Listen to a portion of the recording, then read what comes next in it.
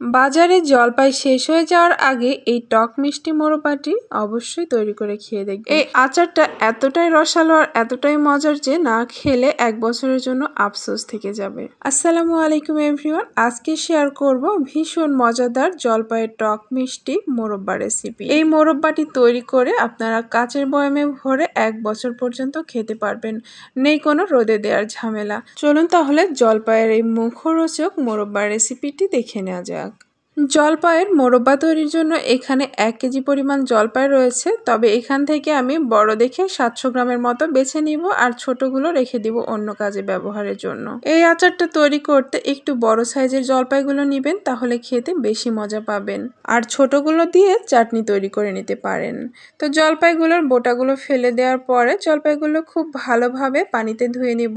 জলপাইয়ের গায়ে কিন্তু অনেক ময়লা থাকে, যেগুলো পানির মধ্যে কিছুক্ষণ একটু কষলে ভালো মতো ধুয়ে নিতে হবে। আর ধুয়ে নেওয়া হয়ে গেলে জলপাইগুলো কেচে নেবার পালা। আর যে কোনো মোরব্বা তৈরির ক্ষেত্রে কেচে নেওয়াটা কিন্তু খুবই গুরুত্বপূর্ণ। জলপাইগুলোকে আমি কাঁটা চামচের সাহায্যে কিন্তু ফুটো ফুটো করে নিব বা কেচে নিব। আর এই কাজটা যত ভালোভাবে করবেন ততই কিন্তু টেস্টি হবে মোরব্বাটি। তো এই কাঁটা চামচের সাহায্যে একদম আটি পর্যন্ত ফুটো ফুটো করে নিব। তো চাইলে আপনারা কয়েকটা টুথপিক একসাথে ধরেও কিন্তু এই কাজটা করতে পারেন। প্রথমে 2-1টা করতে একটু কষ্ট মনে হবে, কিন্তু 2-3টা করার পর যখন হাতটা একটু চালু হয়ে যাবে তখন কিন্তু দ্রুত এই কাজটা করা হয়ে যাবে। আর যে কোনো মজার খাবার খেতে হলে কিন্তু একটু কষ্ট করতেই হবে। যেগুলো কিন্তু অতি সহজেই হয়ে যায় সেই কাজগুলো বা সেই জিনিসগুলো খেতে কিন্তু অতটাও মজার হয় না। সবগুলো জলপাই কিন্তু একইভাবে কেচে নিয়েছি, আর দেখুন এরকম চাপ দিলে জলপাইয়ের রসটা বেরিয়ে আসবে। ঠিক এরকমভাবে আপনার জলপাইগুলোকে কেচিয়ে নিতে হবে। আর জলপাইগুলো কিন্তু ফুটো করার পরে আর পানিতে ধুবেন না। আর এই রস অবস্থায় কিন্তু এখানে আমি 1.5 কাপ পরিমাণ চিনি আর 1 চা চামচ লবণ দিয়ে দিচ্ছি। তো এই চিনি আর লবণটার সাথে জলপাইটাকে খুব ভালোভাবে একটু মাখিয়ে নিব। প্রায় 1 থেকে 2 মিনিট সময় নিয়ে একটু মাখাবো, তাহলে জলপাইয়ের রসের সঙ্গে চিনিটা গলতে সহজ হবে।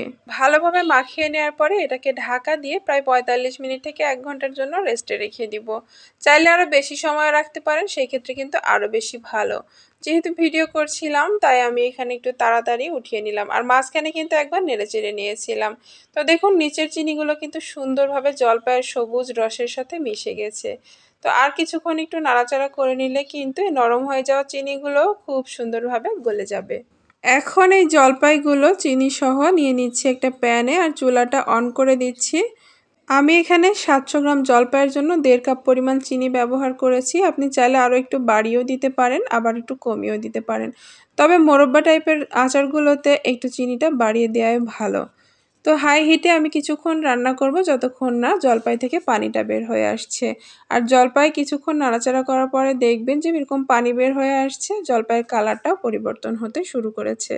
যখন দেখবেন জলপাই সিদ্ধ হতে শুরু করেছে সেই পর্যায়ে কিন্তু চুলার আঁচটা বাড়ানো থাকা যাবে না, চুলার আঁচটা মিডিয়াম টু লোতে করে দিবেন। দিয়ে প্রায় 1 ঘন্টার মতো সময় নিয়ে আস্তে জালে একটু পরপর নাড়াচাড়া করবেন আর জলপাইটাকে রান্না করবেন। তো এর মাঝে দিয়ে দিচ্ছি একটা তেজপাতা, 2-3টা এলাচ আর 1 চা চামচ মৌরি। তো এই আচারটাতে কিন্তু খুব বেশি মশলা ব্যবহার করার দরকার নেই। এই মশলাগুলো দিয়ে নাড়াচাড়া করতে দেখবেন খুবই সুন্দর একটা ঘ্রাণ বের হবে আচারের ভেতরে। আমি এই মোরব্বাতে কোনো রকম ঝাল ব্যবহার করব না, আপনারা চাইলে কিছুটা চিলি ফ্লেক্স দিতেও পারেন। আমি সামান্য একটু লবণ দিয়ে দিলাম, প্রথম অবস্থায় লবণ দিয়েছিলাম আর এখনও সামান্য একটু দিয়ে দিলাম। তো লবণটা দেওয়ার পরে ভালোভাবে নেড়েচেড়ে মিশিয়ে নিচ্ছি। আর এইভাবে কিন্তু জলপাইগুলো নাড়াচাড়া করতে করতে একটা সময়ে চিনিটা ক্যারামেল হয়ে আসবে আর জলপাইগুলোর কালারটাও পরিবর্তন হয়ে আসবে। তো একটু ধৈর্য সহকারে নাড়াচাড়া করতে থাকবেন। চুলার আঁচ কিন্তু বেশি বাড়ানো যাবে না, তাহলে এই রসটা শুকিয়ে যাবে তাড়াতাড়ি আর জলপাইগুলো একদম সিদ্ধ হয়ে যাবে। তো যত সময় নিয়ে করবেন আস্তে জালে কিন্তু ততই মজা হবে এই মোরব্বাটা খেতে। তো দেখুন এই পর্যায়ে কিন্তু সুন্দরভাবে ক্যারামেল হয়ে গেছে আর চিনিটার কালার আর জলপাইয়ের কালারটাও কিন্তু পরিবর্তন হয়ে গেছে। অনেক সময় বেশি মশলা দিয়ে খাবার তৈরি করলেও কিন্তু অতটা মজার হয় না, কিন্তু এই আচারটা একদম অল্প মশলায় এতটাই মজার হয়েছে আপনি তৈরি করে না খেলে বুঝবেন না। তো এই পর্যায়ে আমি চুলাটা অফ করে দিচ্ছি আর কিছুটা ঠান্ডা হওয়া পর্যন্ত এভাবে একটু নাড়াচাড়া করব।